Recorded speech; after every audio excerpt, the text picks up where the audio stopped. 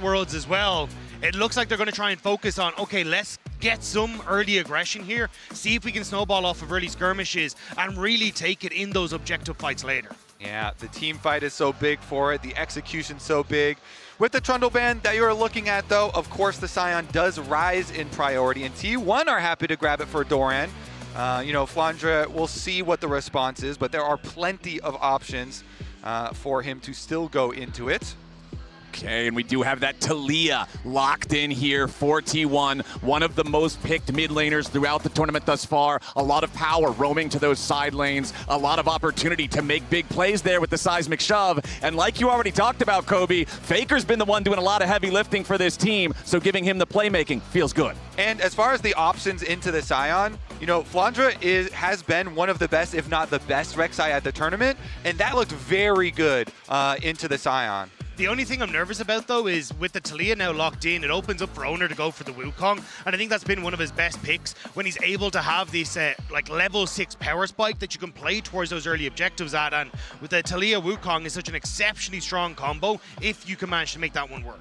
And back on the AL side, we've got the Ryze, we've got the Rek'Sai locked in for Flandre as well. He has played this pick 3 times already at Worlds, by far his most played, considering they've only had to play 5 games to get here so far. But it is not the Wukong on the T1 side. Instead, going for the Pantheon, most likely for Oner, of course, still could have a support angle there, so we won't rule that out just yet. Yeah, the guaranteed point and click for the seismic shove setup here, and the double, almost triple globals with a Sion ultimate as well, so lots of ability to try and answer Ryze split push, but we're looking at the bottom lanes now. Yeah, it looks like T1 are trying to set up for either the Caitlyn or the Varus pick with the Ziggs ban, so I'm curious if anyone's Legend want to try and shift and take those 2 priorities away. Instead, focus on towards the support role, taking away the Poppy, maybe looking towards an Alistar as well, try and pinch that pool for Keria in the bottom lane.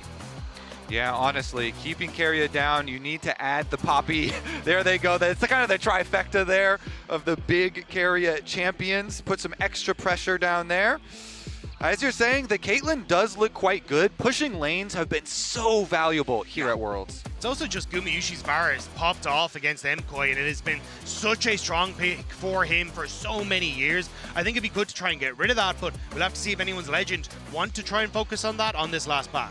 Okay, so alongside the bottom lane carry bands of the Sivir and the Ziggs from T1, it's going to be double support bands from AL, looking at the Alistar alongside that Poppy. Poppy, of course, we know the power of the pick in being able to stop engages, make team fights unfair with the ultimate. Alistar just giving you so much dive opportunity, so much ability to start things off. But there it is, the Gumayusi Varus. I mean, he's so exceptional on this pick and has been renowned for so many years, whether he's stealing Barons or stealing the hearts of so many fans after he's broken them. But here we go, Ezreal going to be locked in on the opposite side. I don't mind this actually going to be swapped. I think the only thing with the Ezreal is going to be trying to get through that tank front line. Jhin going to have a very similar story, so I wasn't sure if anyone's Legend would try and swap away from it, but definitely wants something that can try and get through this very beefy front line. Yeah, and something that can follow up on plays that are pretty far away from you. You know, if you're looking at Qiyana and Rek'Sai dive, or Ryze Realm Warp side lane plays there as well.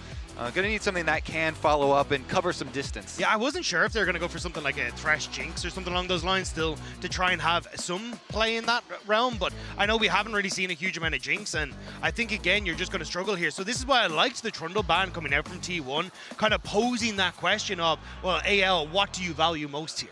Right. If you're saying you want that Qiyana, that powerful LPL assassin jungler like you were talking about, Dagda, well, you're going to have to trade the meatball of the Sion for it. You can hear the arena getting excited at this hover, but we're not going to be baited here just yet. We'll see exactly what they want to go for here. Most likely for Keria. Again, it could still be the Pantheon as the support. I don't think it will be. No, it'll be Keria's Rakan as the final pick of the draft here for T1. Yeah, pretty good matchup into the Braum. All the extra movement that Rakan does have here for that one. And honestly, the engage looks very, very heavy here for T1, opening up with a pretty standard draft.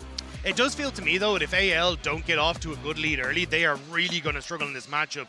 Gumayusi can opt in towards the on-hit, as there's not a huge amount of threat in that backline apart from the Qiyana. But either way, you have a beefy front line, great engage for T1. And on AL side, no one who can really get through the likes of this Sion. So if T1 just set up for objective fights and they have a lead, it becomes very easy to play out their composition. Yeah, for me, I'm definitely going to be looking at the mid jungles and the mid jungle synergy, especially early on. Shanks here will definitely be a target. Pantheon plus Taliyah, even pre-level 6, they can go wild. They can put a lot of pressure there. So we'll see if Tarzan can track jungle, can keep Oner under wraps. And focusing on the mid lane early will feel great, and then if they can get the ball rolling, like you already mentioned, the double semi-global ultimates, any sort of lead you can get allows you to apply that pressure to the side lanes, to the objectives, to make picks, to force fights that are not fair, even if AL might originally believe they are so. So for AL, particularly if you fall behind, it's so scary when you're trying to set up these plays. Yeah, and you know how aggressive AL is going to want to play this. Like the last time we saw Tarzan play this champion, he was diving mid lane turrets to just set up a kill for himself. They really want to invest in getting this Qiyana ahead. So all eyes are going to be on Faker to make sure that he does not fall prey to it. All right, we're on to the Rift for game 1 in this quarterfinal, best of 5, AL versus T1 for the last spot in the semifinals and the opportunity to play top esports for a chance at the finals. Runes coming up on your screen right now. We can see Common on the Varus, means lethality and poke, double summoner spellbooks here for our supports for the extra opportunities, utility, and playmaking. And they sweep out with the early Oracle's lens here to grab that ward, take down the possible lane swap ward there, and it's just going to be the regular reset. Sign back up to the normal lanes here. Remember, this series was exciting at MSI, so I hope that we can just continue right off that full 5 games. And so far throughout this tournament, 100 Thieves and Imkoi pressuring T1, I think more than we expected them to in those best of 3s that T1 had to play, where I think a lot of people were expecting these gold graphs to be just straight up and to the right. Yeah, we expected T1 to come out all guns blazing and being able to find those early pressure, find those kills, and suddenly skyrocket in towards their objective control where they like it the most. But when it came towards, especially that series against MKOI, there was a lot of picks going across, there was a lot of skirmishes that ended up going in favor of MKOI, and it really relied on those late game fights for T1 where they were able to excel, at that objective setup that really made the difference. Yeah, I mean, we were seeing individual mistakes from members of T1 as well as team mistakes with, like, some fights you would have Doran engaging in a completely different direction from where Oner was going. And so it has made people a little bit worried here as to the form of T1 coming into this series. And of course, that does mean that T1 has had more time to practice. They've had more stage games, right? Like I said at the top of the day, anyone's legend, because of their success, it was 2 weeks ago that they played their qualifier match in that 2-0 bracket from the Swiss stage. So although that does give you extra time to prep, it gives you extra time to plan, look ahead, and try to figure out the meta, figure out the things that other teams might not be wise to just yet. It does mean that you haven't had as many games under the lights. And that's why I think this matchup in the top side is super interesting, because T1 off of that extra games played have thought, no, we're actually going to get rid of the Trundle and try and get this Sion for ourselves, which is their big investment in the draft. AL, at least off the games they play, believe that the Flandre is going to be good enough on this Rek'Sai to outperform it. So I think that's where, when it comes to these team fights, how both these top laners perform is going to be the focal point of who comes out on top. Yeah, 100%. Plus, we haven't had to show anything extra here from AL in the opening game. A lot of people looking forward to what AL have been able to cook, specifically Tabe, as far as the drafts, with all of the extra time that AL have had to observe the other teams. In game number 1, though, they're not showing anything new at all. You know, these are the normal priorities here with the Qiyana, with the Rek'Sai that you do mention. Okay, as we have Tarzan making a quick stop in the enemy jungle here just to place down the common ward near the enemy raptor camp. Keep an eye on what's going on there, as Oner has secured the bottom side. Scuttle Crab drops off a raptor ward of his own. Both junglers will pass through the mid lane. Tarzan going to see Oner, who is coming around maybe for the play on to Shanks, but as soon as he knows it's a 2v2, he thinks better of it. Yeah, first clear, very easy to track for both of them. Both of them having information, and as we were looking forward to from the draft, it was going to be an early convergence towards that mid lane, because you really can snowball it either way there with the extra pressure. So far, though, just clearing out the extra ward and the slight roam up from Kael. Again, another use of this sweeper. He's gotten a couple out of the early oracles, and keeping this pathway between mid lane and bottom lane clear is huge to be able to get those roams off. Yeah, especially like Oner will get the information that, oh, the Raptors were just about to spawn, so we'll be able to track where Tarzan is going for the moment. But I think it is a case of trying to make sure you can also keep Tarzan safe in a lot of this, because Pantheon early matching into the Qiyana, if you have the support from Faker, you can very quickly burst out this Qiyana, and she's nullified entirely in these early skirmishes. All right, taking a look down here in bottom lane, you can see the farm even here as it is pretty much everywhere thus far. We don't have any of these lanes pulling out to a major advantage early on. 4 seconds left on the clock before the Drake spawns is a Chemtech Drake, which often means you're not going to have as much early priority on it from junglers and bottom laners as it could be for something more valuable, especially considering, like I just mentioned, the neutral state of the lanes. Nobody's got prio over the nearby area. Yeah, I think if you're T1 though, you can try and look for Paguma. It might be caught. Yeah, Force the flash. Gumayusi losing the flash there, especially on Varus with the no innate mobility. That could be an opportunity for AL. And what I was about to say was that Gumayusi and Keria have actually had a decent job of pushing in this lane on the bottom side, and that should open up then Oner to actually go for this dragon, especially as this wave's crashed and they get to bounce it back out. But now, down a flash, it makes Gumayusi a little bit more vulnerable if AL try to contest any sort of early dragon take. The other thing to consider for the dragon, Flandre also still with a teleport. Okay, just uses it now on the Rek'Sai.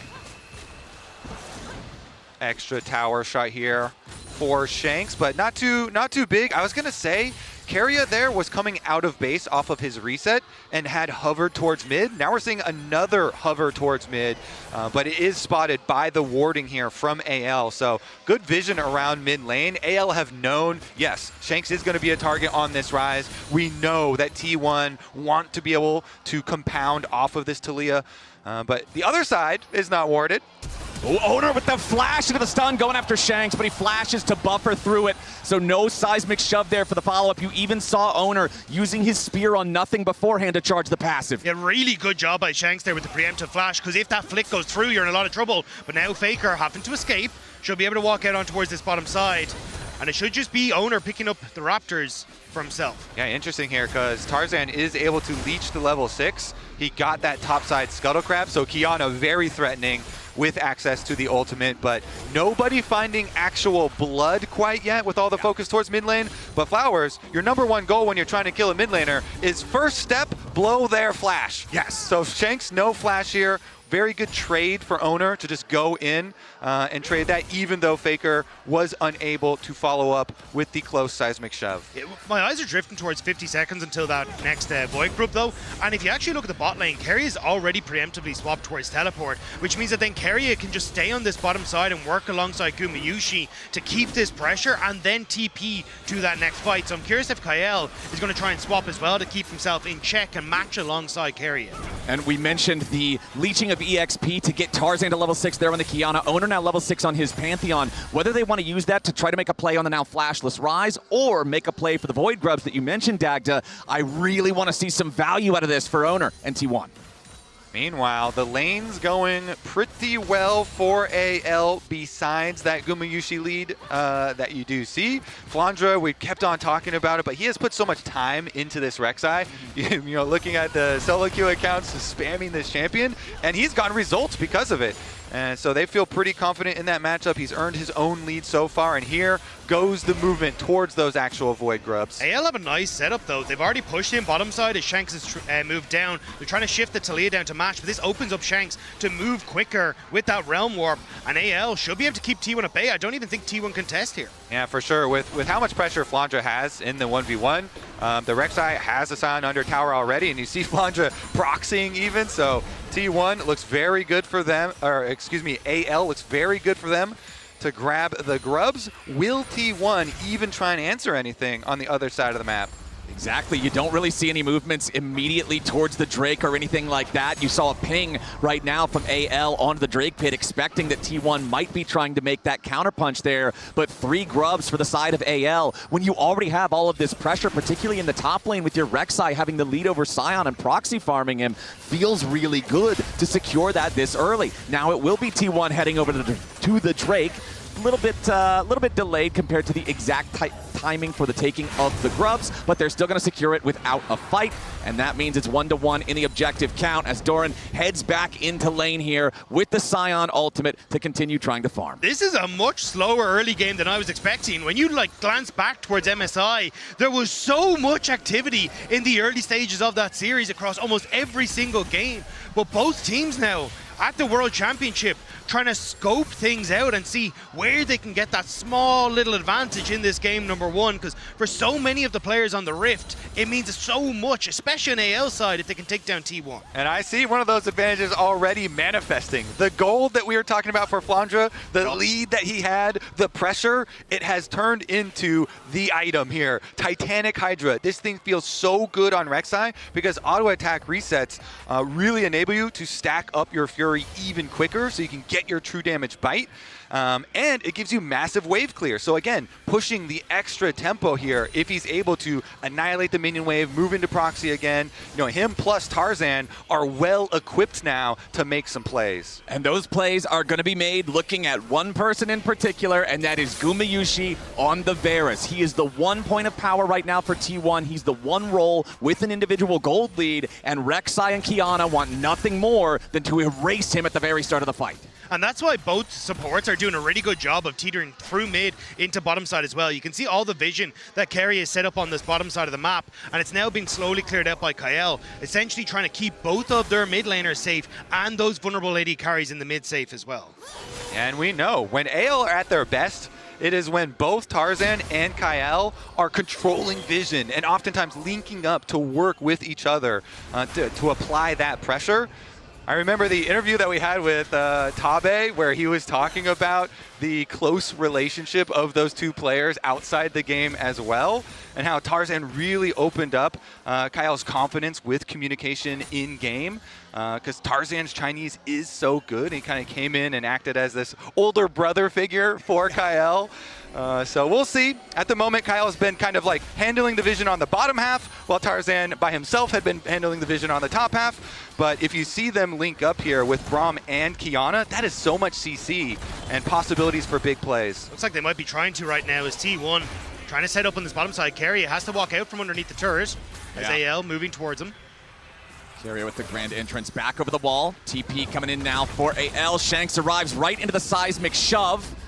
Doesn't take a whole ton of damage there. Going to back away. True Shot Barrage fires through. Back from all the way over in mid lane, but not going to find any targets. Oner also hanging around the area. But again, gentlemen, it just seems like nobody wants to be the one to force something that doesn't have to be forced here in this first game. Well, AL want to make sure that they're not falling vulnerable to Oner, but a little bit of a play there on the bottom side, because Oner at any point in time can show up mid, can show up bot, and similar to Faker, where he's already pushed in this bottom wave, if they don't want to go for the dive mid, they can always try and rotate into something happening on that mid wave. So now T1 investing everything onto this bottom side.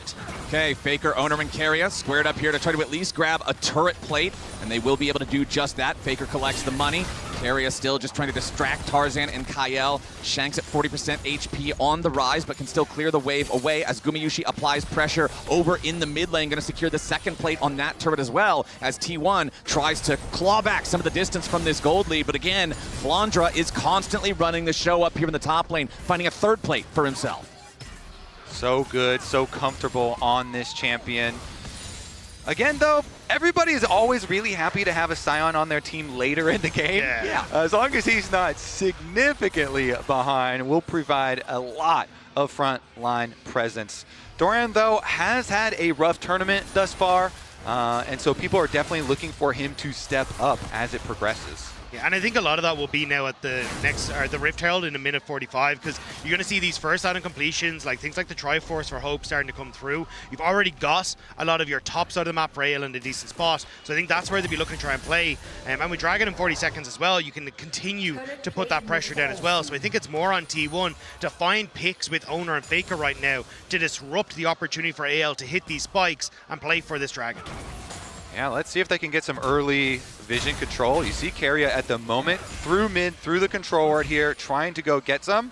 And he can do this because his jungler is Pantheon. And Oner's always ready with the ultimate. But Flandre, the Flandre attacks up here is almost an entire turret already. Now Faker under tower. Tarzan has joined.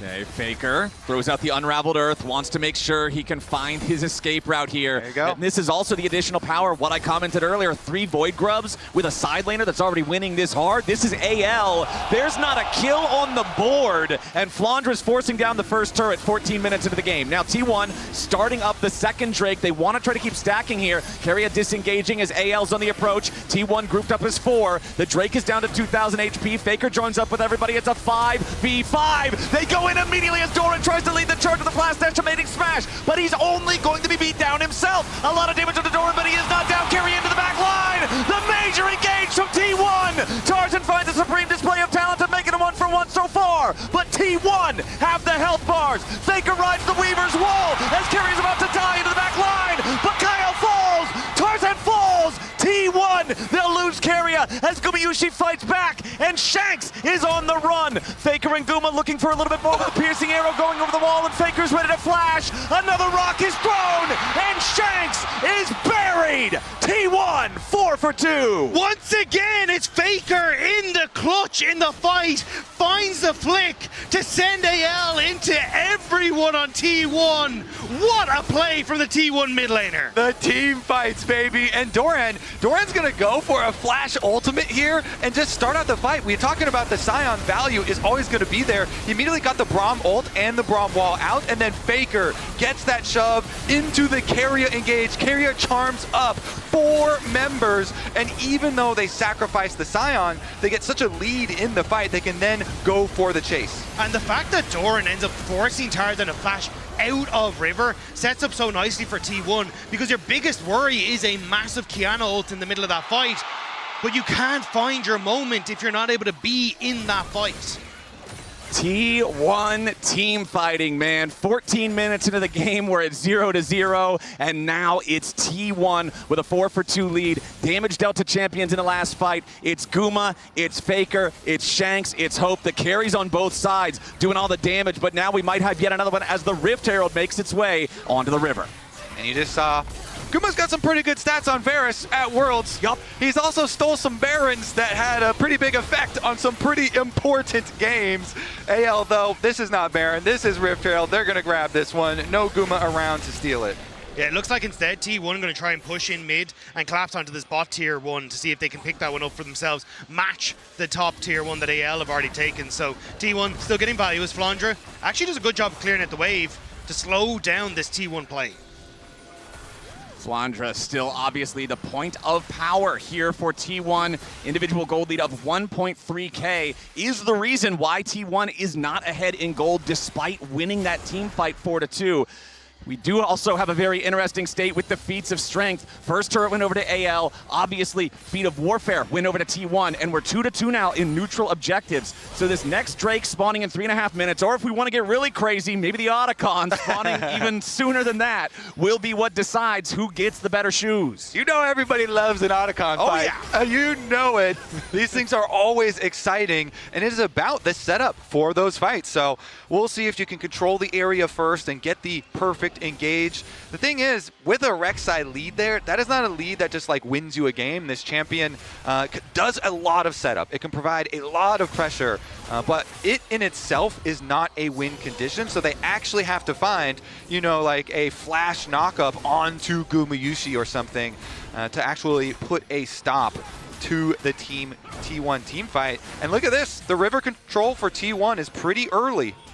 Yeah, for AL, it has to be a way of finding a bypass to Doran, but Flandre going in. Yeah, Flandre goes in for the flash. He wants to try to find Faker here. Needs a little bit more damage. Ulti to drop the aggro, and Shanks gets the kill. TP coming in from T1, but it might be a little bit of a problem. No, Doran has the ulti. Guarantees he does not get locked up, but still, that's T1 getting caught off guard. That's Flandre making the flash play that you wanted to see. Yeah, immediately! Flash ultimate onto one of the carries. It's not Guma, but it's Faker, and they get the kill. That is Flandre coming up big on the world stage. That is, though, no flash now for this next dragon that we were just hyping up how crucial it could be, or the next Otacon. So although it's a nice pick, they don't actually get much more out of the back of it. So for AL, we'll have to keep track if they can still find that moment in the next fight, sans flash. Yeah, exactly. You can't get an objective after that. It's not like it led into a turret take. It's not like it led into a Dragon or an Otacon or anything like that. It feels good to get the extra money in the pocket, but still, AL are going to need every tool they can possibly get. These big fights come down to the carries, to the positioning. We saw the damage charts from that first big team fight, from the only big team fight, and both sides, it was mid and AD doing all the work. If one of those dies instantly, that's going to completely warp the landscape of the battle. And that's why I want to see AL still going for these pick plays. And you can kind of see Kael and Tarzan are linking up to try and find ways where they can get some deeper vision down, find these moments they can play into the jungle of T1 and use those tight corridors. But at the moment, T1 get to clear out their waves. We got a minute now where everyone's starting to reset until this Dragon comes through. And that's where we're going to see our next big fight. And along with those resets, we're seeing second purchases. Shanks is about to hit 10 stacks on his Rod of Ages as well. We've got the Muramana almost ready to evolve for Hope. We've got it almost ready to evolve for Gumayusi as well. Those should both be fully stacked by the time the Dragon fight comes around. Seraph's Embrace going to be completed for Shanks, already completed for Faker alongside that Rylai's. Everybody's hitting these big power spikes, and I expect that to also be a huge factor. And we've got Otacon here. T1 pushing on top side, trying to set up around it very early on. Again, the flashes will be critical here. Oh, Hope goes forward, but immediately Keria is ready to try to respond here with the grand entrance. Hope tries to get over the wall. He sidesteps the seismic shot, but the damage from Oner is way too much. A big mistake from AL, and a bigger punish from T1. Tarzan goes in! Supreme display of talent under 3, but there is no follow-up. Tarzan has to try to flash away. Oner goes after him, but now he's trapped. Shanks with a little bit more damage, kills off the T1 jungler. The Realm Warp's ready to go in, and Shanks wants another. The arrows fly out as Doran charges in. Shanks with a flash to the side to avoid the engage coming out from T1's top laner. Doran's gonna try to run. Another arrow flies out from Gumayusi as now Keria's got to be careful as he battle dances in and out of the fight.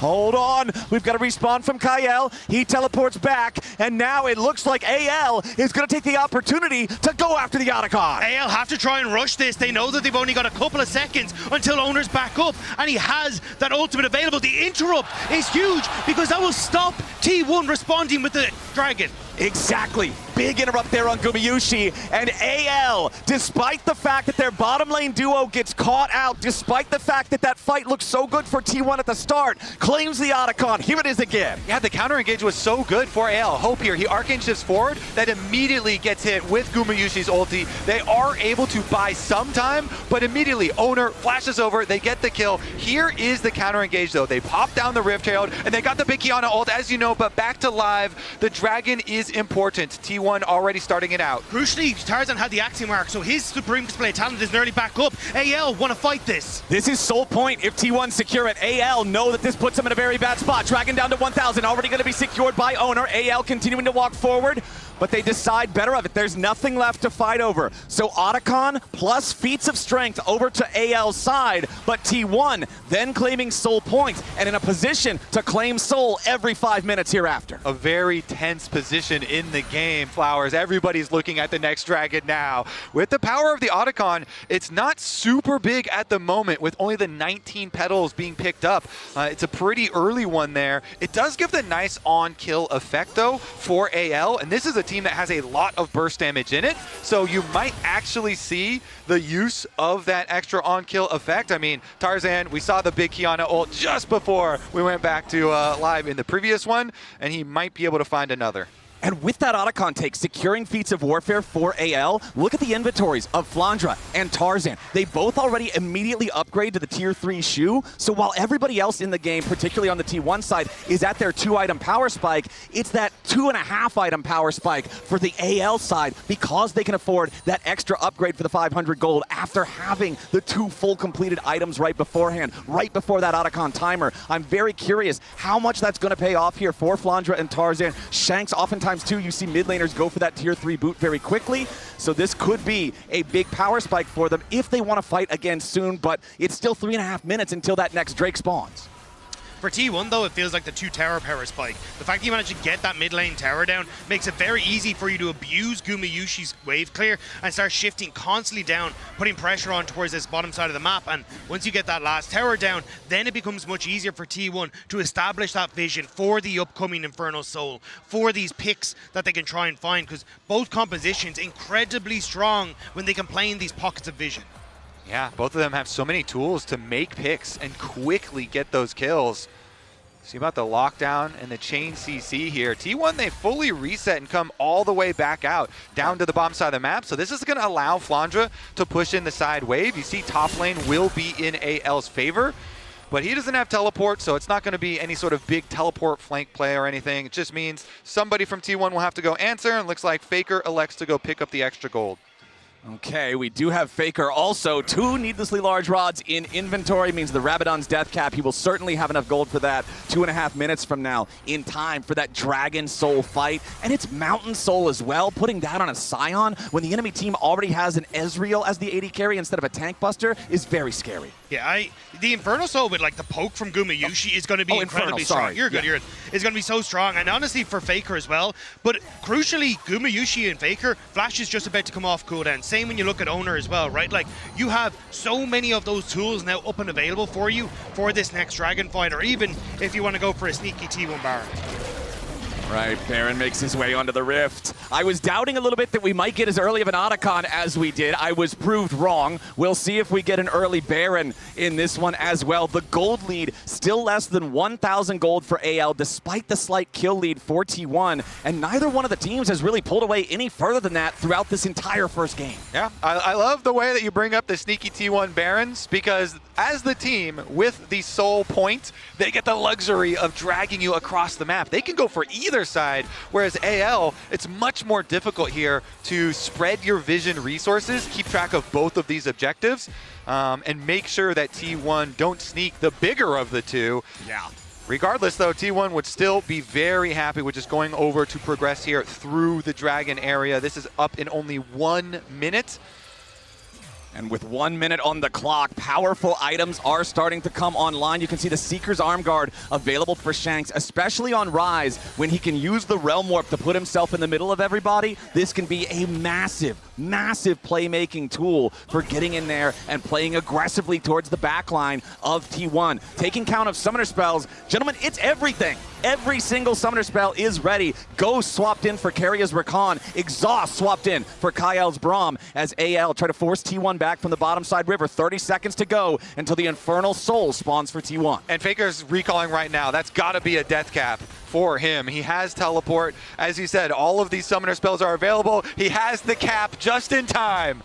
All right, Faker's got some headwear, but it's AL with control over the bot side river. Oner and Gumayusi wanting to step up a little bit here. TP coming in from Doran. He's going to be the one to try to face check. Keria takes some damage from Shanks. Has to use the grand entrance to get himself back away. AL with control over the river, still for now. Flandre looking around in the blue buff area, but he won't find anything. Kael down to half HP already from the T1 poke. That's only going to get scarier if T1 secure this objective. Kael using the Unbreakable, blocks the piercing arrow. Poke trading back and forth still between both sides. Keep your eyes on the engage, keep your eyes on Keria. Flandre digging into the pit, putting that tunnel down, making sure he has some extra mobility for the upcoming fight as T1 want to step forward. Doran then going to crush the tunnel. Kael, half HP still, going to use Redemption early here for AL just to make sure the health bars stay topped off. Flandre marked on the side, seismic shove onto the AL top laner. Chain CC on the Flandre, he's already down. T1 have found the pick. Supreme display of talent, tries to hold the line, but into the back line goes Oner. Hope is being chased.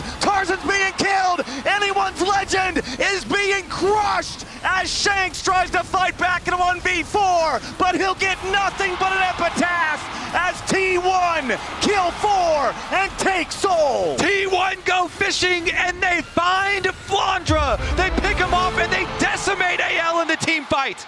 Hope is trying desperately to hold on, Faker. but T1 are chasing. Faker's riding the wall in. Hope's going to be the last to die. A delayed ace for T1, and the delay makes it even better because now, even when AL respawns, they are not going to have everyone all at once. They will not be full strength. T1 won't just take the soul. They're going to take the whole enemy team. They're going to take the top lane turret. They're going to take Baron, and they're going to take a hell of a hold on this game. And all of it is because Keria was doing such a good job of matching Tarzan that Tarzan tried to move, and they sent Flandre into his death as T1 find the pick they need, and the immediate follow-up with Keria, with Oner. They find Hope. They shut down AL's Hope as the rest of T1 clears up in the pit. Oh, Keria is back, baby. He camped on that control ward. He starts out the play onto Flandre, setting up the seismic shove, and then he continues the play, as you say, jumping over the wall, finding the rest of the members. Keria Rakan finding multiple big engages. And it feels like this is now T1's game entirely. They'll be able to push in these waves. The poke that was already so difficult at that last dragon, now only amplified thanks to the soul. And T1, they're going to start to move down here. They will spot out Hope, but do they know AL are in the bush? AL trying to set some kind of a trap. They know a fair fight doesn't favor them any longer. Kael gonna be trapped on the wrong side of the Weaver's wall. Seismic shove connects onto Shanks, who immediately goes golden. But it's gonna be a 2-for-1 deal. Supreme display of talent at least takes Keria out in the process. But T1 have still won the fight. They're gonna keep pushing forward. They've got the Baron, they've got the Soul, they've got the enemy tier 1 turret down. They've got Oner diving into the back line. But the escape is there for the rest of AL. Flandre trying to distract, get something else back over in the mid lane here at the same time, try to get an objective bounty because AL know they are not fighting back in the bottom lane. T1 take the tier 2. Gumayusi's chains of corruptions locking down Shanks, making sure that neither him or Kael could get out of there. T1, they are in the heads of anyone's legend. I mean, it's T1 at Worlds versus the LPL. And T1 down here, after they've already gotten so many big objectives, Flowers, you were just talking about how much they won off the previous fight, they get right back to it. Seismic shove here gets Shanks, and they immediately get his Zhonyas. The response from Tarzan to try and get at least something back from AL, does get them a tiny bit, but T1 are not stopping.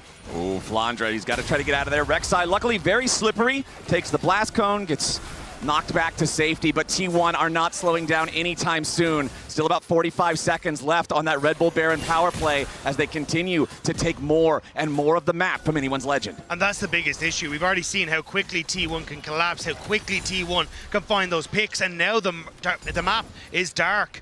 And T1 continue to push in this top side. AL are attempting to get here, but this tower is gone. Nothing left of the tier 2 top. Another one falls, and T1's gold lead climbs back over 6,000 as the Baron, still 20 seconds left on this one. Another wave about to come towards the tier 3. And it looks like this is going to be the last wave that T1 get to push with. We'll see if they want to try to make the full break of the base. Here's your Weaver's Wall. T1 going to summon the Redemption immediately just to make sure they can power through this. Realm Warp from Shanks just to make sure he's not caught on the wrong side of the Taliyah ulti. And that's T1 using every second of the Baron to grab their first inhibitor of the game. Getting the TP here from Kael and Tarzan. Looks like they're going to try and make some sort of sneaky play as T1 are coming back out of the map and try and find something in this, because we're 2 minutes out from Elder Dragon. That is going to be the death warrant of AL signed. How powerful is T1 Aura at Worlds? They're strong, man. Yeah. Honestly, strongest thing I've ever seen. The plot armor is crazy, man. They said it themselves last year, come in as the 4th seed, and they left holding the trophy. This tournament, they came in not looking super strong, and yet coming out in this game, they win that one fight at the Dragon. They win it very heavily, but they get so many rewards. The Dragon Soul plus the Baron, and they immediately just take over the entire map. But it's not even this tournament, right? Like, you look down the roster of AL, it's Hope in 2022 lost against T1 on Gen.G in quarterfinals. It was Tarzan who lost against them in semifinals. Oh. And then even Flandre, the year he won Worlds, still lost to T1 0-2 in groups. It just feels like it is so difficult for LPL teams to match up against T1. They have looked a lot better at MSI, but this ain't MSI. All right, T1, let's see if they can finish the job here. Flowers, again, this is a full best of 5 as well. We are going the distance today. T1 here in game number 1 have jumped out to a very sizable lead for themselves. Now all that's left is to push in for one split push. Since they already have the top inhibitor down, they can just do mid and bottom. Currently, though, they're actually split a little bit more, with Faker going back using his, I assume, extra teleport being at the ready here. He'll just answer the wave that Flandre is pushing and then join at the next cause. There is some vision in behind T1 though, and maybe that's what AL are looking for. You can see they're pinging that ward that's just over by the T1 blue brush, and that may be what they're trying to get Flandre onto, as Faker gonna match that push in the top side, but they need to go very quickly if they want to make this play work. Exactly. Elder spawning in 5 seconds. This objective, for how powerful the buff is, dies very quick.